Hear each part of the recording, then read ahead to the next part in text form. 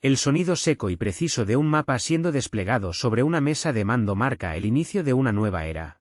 En este tablero, las piezas ya no se mueven al ritmo de la retórica política o de las promesas diplomáticas. Se desplazan sobre la topografía implacable de los bosques finlandeses, los acantilados escandinavos y la profundidad táctica del mar Báltico.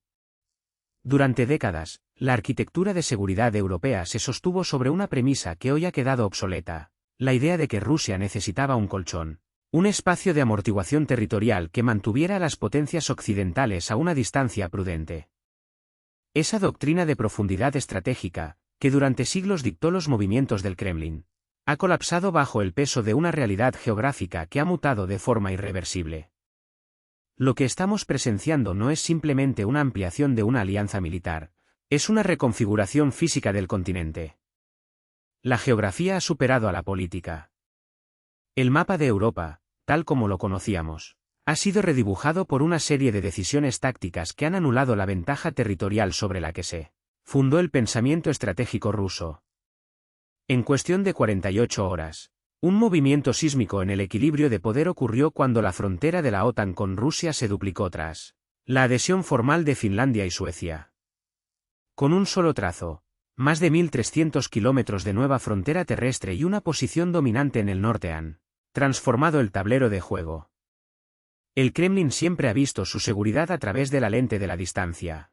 Cuanto más lejos estuviera el adversario de sus centros de poder, más segura se sentía la nación. Pero esa profundidad estratégica ha sido neutralizada. La infraestructura logística, los sistemas de vigilancia y la capacidad de despliegue rápido de la alianza ya no se detienen en las llanuras polacas o en la costa estonia. Ahora, el flanco oriental se ha convertido en un sistema de defensa integrado, una muralla de alta tecnología y coordinación que hace que la vieja noción de un colchón de seguridad parezca un vestigio de una era analógica frente a la precisión de la guerra moderna. Estamos ante una transformación donde el terreno ya no es solo tierra, agua o bosque, es un nodo de datos, sensores y capacidad de respuesta inmediata.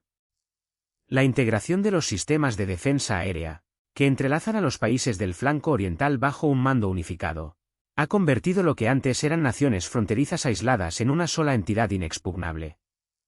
Esta reconfiguración estratégica ha forzado a Rusia a enfrentarse a una realidad incómoda. Su capacidad para proyectar poder hacia el oeste ha quedado limitada por un cerco que no ha sido construido con muros de hormigón, sino con una infraestructura de defensa profundamente interconectada. La importancia de este cambio no puede subestimarse. Cuando Finlandia se unió a la alianza, la puerta de entrada al Ártico y la vigilancia sobre el Báltico cambiaron de dueño. Los antiguos puntos ciegos, las zonas donde la neutralidad permitía una ambigüedad operativa, han desaparecido. Ahora, cada bosque finlandés y cada bahía sueca forman parte de un engranaje diseñado para detectar y disuadir antes de que cualquier movimiento hostil pueda siquiera consolidarse. La profundidad estratégica rusa, esa obsesión histórica por el espacio, ha sido sustituida por una densidad de vigilancia aliada que no deja margen al error. Esta nueva configuración convierte al flanco oriental en algo más que una línea de frente. Es un sistema nervioso centralizado. La logística, que antes era el talón de Aquiles de cualquier despliegue defensivo en Europa, ha sido optimizada para que la velocidad de reacción sea el nuevo factor disuasorio. El peso de la geografía, que históricamente favorecía a quien defendía su inmenso territorio, ahora se inclina hacia quien controla la conectividad y la rapidez de respuesta. La lección es clara: el espacio ya no protege a quien no tiene la tecnología y la integración para defenderlo. La inmensidad rusa, antaño su mejor escudo, es hoy el escenario donde la OTAN ha desplegado una red que hace que la frontera sea, en la práctica, un frente continuo. Al observar este nuevo mapa, uno no puede evitar preguntarse por la magnitud de lo que se ha construido. La alianza ha logrado lo que parecía imposible tras la caída del bloque soviético: una cohesión operativa que ignora las fronteras nacionales para priorizar una seguridad colectiva inquebrantable. Hemos pasado de un continente fragmentado y en búsqueda de identidad a una fortaleza interconectada. Pero este cambio radical no surgió de la nada ni fue una decisión tomada a la ligera. Es el resultado de un proceso histórico, una búsqueda de estabilidad que se remonta a los años 90, cuando el colapso del orden anterior obligó a las naciones del Este a buscar un ancla en un mar de incertidumbre. ¿Cómo pudo una alianza defensiva transformar un mar disputado en un lago aliado en cuestión de meses? Retrocedemos a los años 90, cuando el mapa de Europa era un rompecabezas de naciones buscando un ancla de seguridad tras el colapso soviético. Tras décadas de división bajo el telón de acero, las democracias emergentes de Europa Central y Oriental se encontraban ante un vacío estratégico. No se trataba solo de una cuestión de voluntad política, sino de una necesidad existencial. La búsqueda de un marco institucional que garantizara que los fantasmas de las autocracias del pasado no volvieran a reclamar su espacio mediante la fuerza. El proceso de expansión que cristalizó en 1999 y 2004 fue, en esencia, un intento de exportar la estabilidad democrática a un flanco que, durante medio siglo, había funcionado como una zona de transición, a menudo inestable y vulnerable. La incorporación de países como Polonia, Hungría y la República Checa en 1999, seguida por la histórica entrada de los estados bálticos, Eslovaquia, Bulgaria, Rumanía, Eslovenia y Rumanía 5 años después, no fue un movimiento de ajedrez diseñado para la confrontación, sino un blindaje contra el caos institucional. Para estas naciones, la integración en la OTAN representaba el pasaporte definitivo hacia la modernidad, la transparencia económica y, sobre todo, la seguridad colectiva.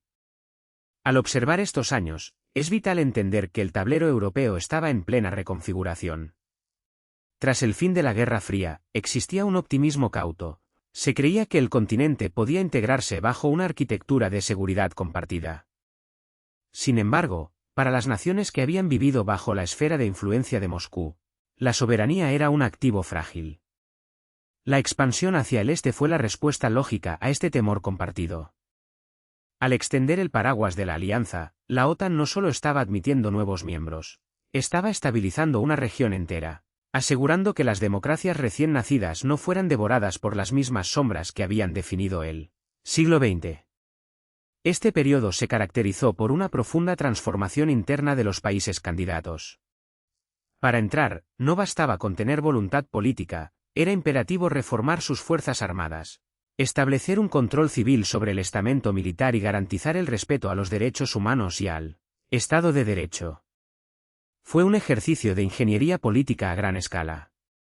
Mientras los nuevos miembros se adaptaban a los estándares occidentales, el flanco oriental comenzaba a dejar de ser un conjunto de estados aislados para convertirse en un tejido continuo de naciones aliadas. Se estaba construyendo un cinturón de estabilidad que, en teoría, debería haber sido el garante de una paz duradera en todo el continente. No obstante, esta dinámica de integración tuvo un efecto secundario que empezó a gestarse en las cancillerías rusas. A medida que las fronteras de la seguridad euroatlántica se desplazaban hacia el este, la narrativa en Moscú comenzó a virar. Donde Bruselas veía una extensión natural de la prosperidad y la democracia, el Kremlin empezó a percibir una pérdida irreparable de su influencia histórica. La integración de los países bálticos, naciones que habían formado parte de la Unión Soviética, fue interpretada no como una decisión soberana de estos pueblos, sino como un cerco estratégico. Fue precisamente en este punto de inflexión donde la estabilidad empezó a cobrar un precio que, en aquel momento, pocos quisieron calcular con precisión. La arquitectura de seguridad, diseñada para fomentar la confianza, comenzó a ser vista por Rusia como una amenaza directa a su propia integridad territorial percibida. La expansión, que para las naciones del este era un camino de ida hacia la libertad, se convirtió para Moscú en la erosión sistemática de su antigua zona de influencia. El éxito de la expansión de 1999 y 2004 fue tan rotundo en términos de integración democrática que, paradójicamente, terminó por alterar los cálculos de poder en el continente de una manera que las promesas diplomáticas iniciales ya no podían contener. La integración fue un proceso impecable de diplomacia y reforma, pero la historia tiene una forma cruel de recordarnos que el orden es temporal. A medida que las fronteras se consolidaban, el silencio en el frente oriental empezaba a volverse tenso. Pero la estabilidad tenía un precio, una frontera que se acercaba peligrosamente a la percepción de seguridad rusa. ¿Cómo podía la alianza sostener este modelo de paz cuando, al otro lado de la nueva frontera, la interpretación de sus intenciones comenzaba a virar drásticamente hacia una retórica de confrontación? El año 2014 no fue solo un conflicto regional, Fue el momento en que el mapa de Europa volvió a sangrar y la OTAN comprendió que el diálogo había terminado. Durante años, la alianza había operado bajo la premisa de que Rusia era un socio potencial, un actor con el que se podían construir puentes de confianza, comercio y cooperación mutua. Sin embargo, la anexión de Crimea destrozó esa arquitectura diplomática en cuestión de días. El impacto no fue solo político. Fue un golpe sísmico que obligó a los estrategas de Bruselas a abandonar las salas de conferencias para mirar de nuevo los mapas tácticos. Para la OTAN, el 2014 marcó el fin de la era de la ingenuidad. La ocupación de la península ucraniana demostró que la fuerza bruta podía alterar fronteras soberanas en el siglo XXI, ignorando cualquier acuerdo o norma internacional previa. En los cuarteles generales, se produjo una transición abrupta. El paradigma de la cooperación fue reemplazado por la urgencia de la disuasión reforzada. Lo que antes eran ejercicios de entrenamiento conjunto se convirtieron en pruebas de preparación para el combate, y lo que antes era una presencia simbólica en el flanco oriental se transformó en un imperativo de seguridad absoluta. La anexión de Crimea fue el punto de inflexión que encendió todas las alarmas. De repente, la percepción de amenaza se volvió tangible. Los países del este, que habían ingresado en la organización buscando un paraguas de seguridad, exigieron garantías que fueran más allá de los discursos. La alianza respondió con una serie de medidas de adaptación que buscaban enviar un mensaje claro.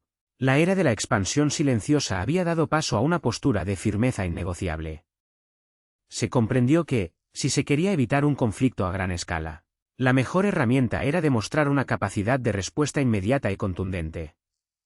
Este cambio de paradigma se materializó en una nueva mentalidad militar. Ya no bastaba con ser una organización de gestión de crisis en lugares remotos. La OTAN tenía que volver a sus raíces defensivas en el continente europeo. Esto implicó una reorganización profunda de sus prioridades. Los presupuestos, que durante años habían estado sujetos a recortes tras la supuesta paz perpetua, comenzaron a ser revisados bajo el prisma de la necesidad de rearmar una disuasión creíble. La desconfianza sustituyó a la apertura, y las capitales europeas empezaron a entender que el equilibrio de poder no era una reliquia del pasado, sino la base sobre la que debía sostenerse el futuro del continente. La transición hacia la disuasión reforzada no fue solo un cambio de tono en los comunicados oficiales, sino un giro operativo de 180 grados. Se abandonó la idea de que la proximidad de la alianza a las fronteras rusas serviría de forma natural como elemento estabilizador. En su lugar, se aceptó la realidad de que esa misma frontera era ahora el escenario de una competencia estratégica directa. La presencia de fuerzas aliadas en los países del flanco oriental dejó de ser una posibilidad remota para convertirse en un despliegue constante, diseñado para elevar el coste de cualquier aventura militar rusa. Aquel año, la seguridad europea dejó de ser un concepto abstracto para convertirse en una cuestión de posiciones y capacidades. Las naciones aliadas comenzaron a integrar sus planes de defensa bajo una estructura que priorizaba la velocidad y la interoperabilidad, asumiendo que la advertencia temprana era el factor decisivo para evitar que un incidente fronterizo se convirtiera en una conflagración abierta. Cada ejercicio militar posterior a la caída de Crimea fue un mensaje calculado, una forma de decir que el territorio de la alianza era una línea roja indivisible. El cambio de paradigma fue absoluto. Se pasó de intentar integrar a un adversario en un sistema de seguridad compartido a prepararse para contenerlo fuera de él. La anexión de Crimea obligó a los líderes occidentales a aceptar una verdad incómoda. La paz en Europa no era un regalo de la historia, sino un estado que debía ser vigilado, protegido y, sobre todo, respaldado por una fuerza militar capaz de imponer respeto. En este nuevo tablero, la pregunta ya no era cómo cooperar, sino cómo defender cada centímetro de territorio frente a una amenaza convencional. Sin embargo, a medida que la alianza reforzaba sus posiciones, los estrategas detectaron una debilidad crítica que ni los aviones más modernos ni los batallones mejor equipados podían ignorar por completo. Había un punto en el mapa, una franja estrecha de tierra, donde la geografía jugaba en contra de cualquier plan de defensa. Si la disuasión fallaba, ¿qué sucedería en el lugar donde el mapa se estrecha hasta casi desaparecer? En el mapa, una pequeña franja de tierra de apenas 100 kilómetros separa a Kaliningrado de Bielorrusia. Es el punto más peligroso de la OTAN. Los estrategas militares lo llaman el corredor de Suwałki, un nombre que suena a geografía olvidada, pero que en las salas de mando de Bruselas se pronuncia con la gravedad de una sentencia. Este tramo de terreno, que marca la frontera entre Polonia y Lituania, es la única conexión terrestre que une a los estados bálticos con el resto de los aliados de la alianza. Para entender por qué este corredor es el talón de Aquiles de la seguridad europea, debemos mirar cómo se comportan las fuerzas sobre el terreno en caso de una escalada. Estonia, Letonia y Lituania son, desde una perspectiva puramente táctica, una península terrestre. Están rodeadas por el mar o por territorios que, en un escenario de conflicto, se convertirían en zonas de exclusión. Su supervivencia depende exclusivamente de que ese hilo de tierra, el corredor de Suwałki, permanezca abierto. Si las fuerzas rusas, aprovechando su posición en el enclave de Kaliningrado al oeste y su dominio en Bielorrusia al este, lograran cerrar esta brecha, el resultado sería catastrófico. Los 3 países bálticos quedarían físicamente aislados del resto de Europa. La vulnerabilidad no es solo una cuestión de kilómetros, es una pesadilla logística. En un mundo donde la velocidad de despliegue define la victoria, la geografía de Suwałki impone un cuello de botella implacable. No hay múltiples rutas alternativas, ni una profundidad territorial que permita maniobrar. Es un terreno llano, boscoso y atravesado por infraestructuras civiles que, en tiempos de crisis, se colapsarían en cuestión de horas. La OTAN sabe que, ante un movimiento hostil, este corredor se convertiría instantáneamente en el teatro de operaciones más disputado del continente. La preocupación no es teórica. La presencia de capacidades de misiles de largo alcance y sistemas de guerra electrónica en Kaliningrado permite que Rusia proyecte una burbuja de negación de acceso sobre esta zona. Esto significa que, incluso antes de que un solo tanque cruce la frontera, la capacidad de la OTAN para mover refuerzos a través de ese corredor se vería seriamente comprometida por el fuego hostil. La estrategia de defensa ha tenido que adaptarse a esta realidad geométrica. Ya no basta con tener tropas en el Báltico. Hay que asegurar que la arteria que los mantiene conectados con el resto del continente no pueda ser seccionada. Esta fragilidad geográfica ha forzado a la alianza a repensar su presencia en el noreste. La defensa de los estados bálticos ya no se basa únicamente en la disuasión convencional, sino en la capacidad de mantener el flujo logístico a través de esta zona de alta tensión. Cada ejercicio militar realizado en las cercanías de Suwałki es, en esencia, un ensayo de supervivencia. Los ingenieros y planificadores están obsesionados con la resiliencia de las carreteras, los puentes y los nodos ferroviarios que atraviesan este sector. Se trata de convertir una debilidad geográfica en un territorio tan vigilado y fortificado que el coste de intentar cerrarlo sea prohibitivo para cualquier adversario. Sin embargo, la realidad persiste, la geografía es terca. Por mucho que se refuercen los perímetros, el corredor de Suwałki sigue siendo una anomalía estratégica. Es el recordatorio de que, a pesar de los avances tecnológicos, la seguridad de una nación a veces depende de un tramo de tierra cuya defensa requiere una precisión y una rapidez casi imposibles de garantizar. La OTAN ha pasado años intentando blindar este punto, pero la pregunta sigue flotando en el aire, negándose a desaparecer. Si este corredor cae, los bálticos quedan aislados. ¿Cómo se blinda un punto que la geografía ha condenado a ser vulnerable? Quizás la respuesta no resida únicamente en lo que ocurre dentro de ese estrecho corredor, sino en cómo el mapa se ha expandido hacia el norte, cambiando las reglas del juego en el mar que baña estas costas. Si el flanco oriental se sostiene sobre la fragilidad de Suwałki, ¿podría la reciente transformación del tablero nórdico ofrecer el contrapeso necesario para neutralizar esta debilidad histórica? Durante décadas, Finlandia fue el puente de la neutralidad. Hoy, es la muralla que cierra el acceso al Báltico. La adhesión de Helsinki y Estocolmo a la OTAN no es simplemente una actualización administrativa en los registros de la alianza, es el acontecimiento geopolítico más significativo en el norte de Europa desde el fin de la Segunda Guerra Mundial. Al eliminar la neutralidad nórdica, el tablero de juego ha sido rediseñado por completo, transformando un mar que antes se consideraba una zona de tránsito disputada en un espacio geográfico bajo control absoluto de la alianza.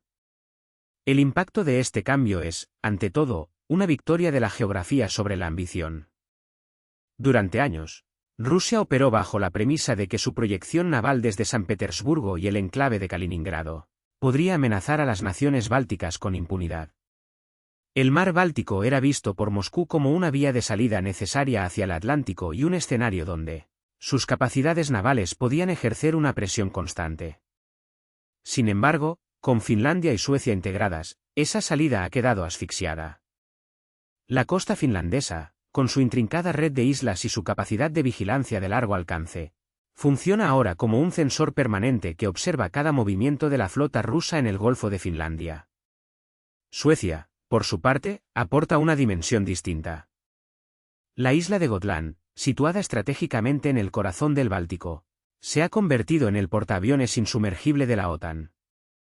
Cualquier despliegue naval o aéreo que intente romper el cerco tiene que pasar inevitablemente bajo el escrutinio de los sistemas de radar y los contingentes destacados en esta posición clave. La neutralidad, que antes permitía a Rusia jugar con la ambigüedad estratégica de la región, ha sido reemplazada por una claridad absoluta. Ahora, la alianza no solo vigila el mar, lo domina. Este viraje nórdico ha desmantelado la capacidad rusa de utilizar el Báltico como un vector de amenaza asimétrica. Si anteriormente el Kremlin podía confiar en la fragmentación de las defensas costeras entre países miembros y no miembros para crear brechas de seguridad, hoy el control es uniforme. La sinergia entre las fuerzas armadas de los países nórdicos y los contingentes aliados ha eliminado las zonas grises. La profundidad táctica que Rusia intentaba mantener mediante la intimidación naval ha colapsado ante la realidad de una costa que, de norte a sur, habla el mismo lenguaje militar. La transformación es total. La marina rusa, tradicionalmente acostumbrada a operar en un entorno donde su presencia podía dividir a las naciones ribereñas, se enfrenta ahora a un escenario donde cualquier incursión es detectada y contestada en tiempo real. La logística, el intercambio de inteligencia y la interoperabilidad de las fuerzas navales nórdicas han creado un ecosistema cerrado.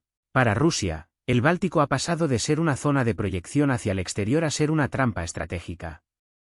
Sin embargo, esta nueva realidad geográfica presenta un desafío logístico y de mando sin precedentes. No basta con haber cerrado el paso, es necesario que todo el conjunto, desde los fiordos noruegos hasta las playas estonias, actúe como un organismo vivo capaz de coordinar su respuesta ante cualquier provocación.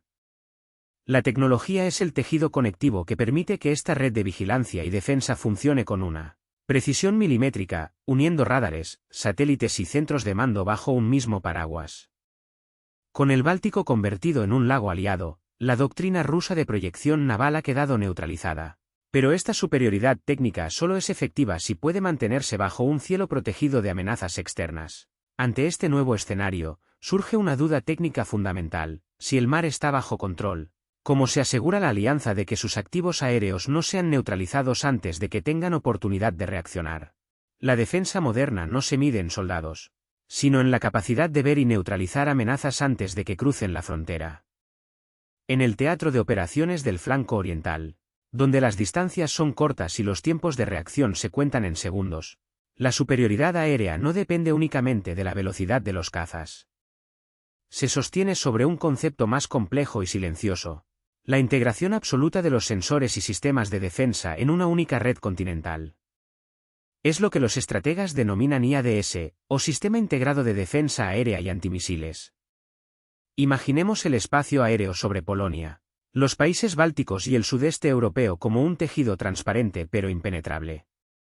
En el pasado, cada nación operaba bajo su propio paraguas de radares, baterías antiaéreas y protocolos de mando.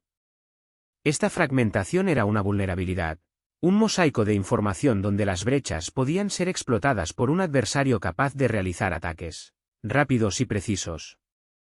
Hoy, esa realidad ha sido desmantelada. La OTAN ha fusionado las capacidades de detección y respuesta de sus miembros orientales en una malla digital unificada. Cuando un radar en Estonia detecta una firma desconocida sobre el Báltico, la información no se queda en un centro de mando nacional, se transmite al instante a los sistemas de control en toda la región. Esta arquitectura no se limita a compartir datos. Se trata de la capacidad de orquestar una respuesta coordinada que trasciende las fronteras políticas. Los sistemas de misiles tierra-aire, Los centros de alerta temprana y los activos de interceptación aérea funcionan ahora como un único organismo. Si una amenaza aérea se desplaza a gran velocidad hacia el flanco oriental, el sistema calcula de manera autónoma la mejor posición para la intercepción, independientemente del país desde el cual se lance el proyectil defensor. Es una red que convierte el cielo europeo en una zona de negación de acceso para cualquier fuerza hostil que intente proyectar su poder mediante misiles de crucero o aviación táctica. El valor estratégico de esta integración es profundo. Al unificar el mando, la alianza ha logrado algo que antes parecía inalcanzable: la capacidad de aplicar una defensa de área que no tiene puntos ciegos.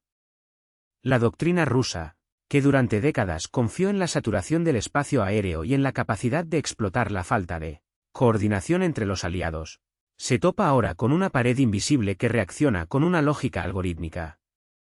No importa por dónde decida infiltrarse el adversario, el sistema centralizado de la OTAN es capaz de ver más allá del horizonte, procesar la amenaza y asignar el vector de respuesta más eficiente en tiempo real.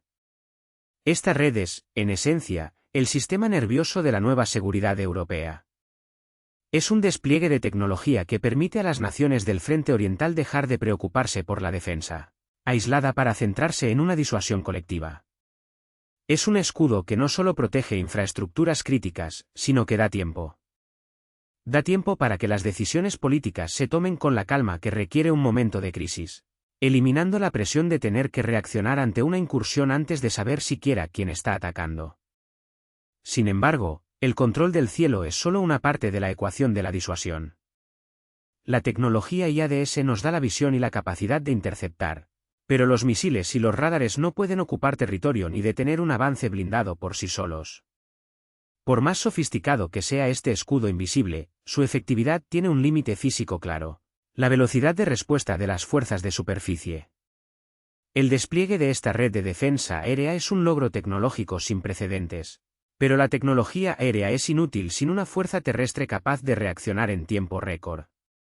¿Cómo puede la infraestructura física del continente sostener el ritmo de una disuasión que debe moverse tan rápido como los datos que viajan por el aire? Carreteras, puentes y depósitos de combustible, la logística es la verdadera arma de disuasión de la OTAN. Cuando hablamos de seguridad europea, nuestra imaginación suele volar hacia cazas de combate superando la barrera del sonido o misiles interceptores, esperando en sus silos. Sin embargo, en el flanco oriental, la victoria no se decide en el aire, sino en la capacidad de mover miles de toneladas de equipo pesado a través de un continente que, hasta hace poco, no estaba diseñado para la movilización de masas. La logística es, en esencia, la arquitectura que permite que la teoría de la disuasión se convierta en una realidad física sobre el terreno. Tras el cambio de paradigma de la última década, la OTAN ha dejado de ver sus fronteras como simples líneas administrativas para entenderlas como un sistema circulatorio que debe permanecer despejado las 24 horas del día.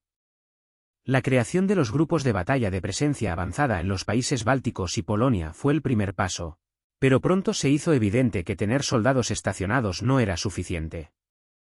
Se necesitaba que una fuerza de respuesta rápida pudiera llegar desde el centro y el oeste del continente antes de que cualquier adversario pudiera consolidar una ventaja territorial. Aquí es donde la doctrina rusa de profundidad estratégica ha encontrado su muro. Durante generaciones, Moscú confió en la idea de que su vasto territorio y su colchón de seguridad exterior le otorgaban una ventaja inalcanzable. Se sentían protegidos por la distancia y por una geografía que, supuestamente, agotaría a cualquier ejército invasor antes de llegar a sus centros vitales. Pero esta visión ha colapsado ante la modernización tecnológica y, sobre todo, ante la capacidad de la OTAN para comprimir el espacio y el tiempo. Hoy, la infraestructura logística permite un despliegue veloz que invalida esa supuesta ventaja. Se han reforzado puentes para soportar el peso de los carros de combate más pesados. Se han estandarizado los depósitos de combustible y municiones en puntos estratégicos y se han habilitado redes ferroviarias capaces de transportar divisiones enteras en cuestión de días. Lo que antes eran cuellos de botella geográficos se han convertido en corredores de movilidad militar de alta eficiencia. La alianza ha transformado el mapa de Europa en una plataforma logística integrada donde cada kilómetro de asfalto y cada vía férrea están conectados a un mando unificado. Este despliegue constante no es una agresión, es una señal. Es una forma de decirle a cualquier observador que el tiempo de reacción ya no es una variable a favor del atacante. La velocidad con la que la OTAN puede proyectar su fuerza terrestre hacia el este ha eliminado la posibilidad de que un adversario logre un hecho consumado mediante una incursión rápida. Al asegurar que los suministros y las tropas puedan fluir sin interrupciones, la OTAN ha convertido al flanco oriental en un sistema de defensa inexpugnable, no por la cantidad de efectivos presentes de forma permanente, sino por la certidumbre de que los refuerzos llegarán antes de que la situación se vuelva irreversible. La modernización tecnológica de las fuerzas aliadas ha sido el catalizador que ha permitido este cambio. Los sistemas de gestión de transporte, la inteligencia logística en tiempo real y la capacidad de coordinar infraestructuras civiles para uso militar han creado una red que es, por definición, imposible de bloquear de manera aislada. Lo que observamos no es solo un despliegue de camiones y tanques, sino la consolidación de una red de seguridad que hace que la profundidad estratégica rusa sea irrelevante en un mundo donde el despliegue rápido es la nueva norma. Al ver cómo el continente se ha transformado en un terreno diseñado para la agilidad y la respuesta inmediata, nos queda una reflexión inevitable sobre la naturaleza de nuestra era. Hemos visto cómo el mapa ha cambiado, pero ¿qué significa esto para el futuro de la seguridad global? Al mirar el mapa de Europa hoy, ya no vemos una zona de amortiguamiento, sino una línea de contacto permanente. Hemos recorrido el camino desde la incertidumbre de los años 90 hasta la solidez de una infraestructura militar que ha reescrito las reglas de la proximidad. Lo que antes eran fronteras políticas difusas se han transformado en un sistema de defensa integrado, donde cada kilómetro de carretera y cada sensor de radar operan como una pieza de un engranaje único diseñado para la disuasión total. La arquitectura de seguridad del siglo XXI ha dejado atrás la ilusión de que la neutralidad podía servir como escudo. Finlandia y Suecia, al integrar sus capacidades en la estructura de mando aliada, han terminado por cerrar el cerco sobre el mar Báltico, convirtiéndolo en un espacio donde el margen de error para cualquier incursión externa es prácticamente nulo. Esta reconfiguración estratégica no ha sido un acto de agresión, sino una respuesta sistémica a la ruptura de las normas que mantenían la estabilidad en el continente. Al invalidar la doctrina de la profundidad estratégica rusa, la OTAN ha forzado un cambio de paradigma. La seguridad ya no reside en el espacio vacío que nos separa, sino en la solidez de la conexión que nos une. El concepto mismo de paz ha mutado. Ya no se entiende como la ausencia de conflicto, sino como una presencia innegable y constante, una vigilancia tecnológica y logística que descansa sobre la premisa de que la mejor forma de evitar una crisis es asegurar que el adversario perciba la inutilidad de cualquier intento de desafío. El mapa ha dejado de ser un dibujo estático de naciones soberanas para convertirse en un tablero de ajedrez, donde la posición de cada pieza es el resultado de un cálculo matemático preciso y una voluntad política compartida. Al observar este nuevo despliegue, es evidente que el tablero ha cambiado para siempre. La geografía, que durante siglos dictó las rutas de invasión y las líneas de defensa naturales, ha sido superada por la capacidad técnica y la interconexión de las infraestructuras de defensa. Lo que estamos presenciando no es el preludio de una confrontación inevitable, sino el establecimiento de una nueva realidad geopolítica donde las reglas del juego han sido fijadas mediante la integración, la rapidez y la transparencia de nuestras capacidades defensivas. La neutralidad, esa opción que alguna vez pareció un refugio seguro para las naciones del norte, ha demostrado ser un lujo que el clima de seguridad actual ya no puede permitirse. La historia nos enseña que el vacío de poder es, invariablemente, una invitación al desorden. Al llenar ese vacío con una arquitectura de seguridad coherente y tecnológicamente avanzada, las naciones europeas han decidido, de manera unánime, tomar las riendas de su propia estabilidad. La voluntad política ha prevalecido sobre la inercia del pasado. Hemos analizado cómo la infraestructura física, la integración aérea y la logística de despliegue han anulado las estrategias que buscaron desestabilizar el continente. La pregunta central que nos planteamos al inicio, sobre cómo esta expansión ha transformado la topografía militar y qué significa para la seguridad global, tiene hoy una respuesta clara: la seguridad europea ya no es un conjunto de acuerdos en papel, sino una red de defensa inexpugnable que protege el orden democrático. El mapa ha cambiado, las piezas están en su lugar y la alianza ha demostrado que, en un mundo incierto, la unidad de acción es el único lenguaje que garantiza la paz. Esta reconfiguración no es el final de un proceso, sino el establecimiento de una nueva base sobre la cual se asentará la estabilidad de las próximas décadas. El desafío ahora es mantener esta cohesión frente a las nuevas formas de presión que irán surgiendo, porque si algo hemos aprendido, es que la seguridad es un ejercicio diario, una construcción que debe renovarse con cada decisión política y cada avance tecnológico. Gracias por acompañarnos en este análisis profundo sobre la transformación del flanco oriental. Si este recorrido por la nueva realidad geopolítica de Europa te ha parecido esclarecedor, te invitamos a suscribirte y dejar tus reflexiones en los comentarios. El debate sobre el futuro de nuestra seguridad colectiva apenas comienza, y tu perspectiva es fundamental para entender el camino que tenemos por delante en un continente que, aunque ha cambiado su mapa, sigue luchando por mantener su libertad.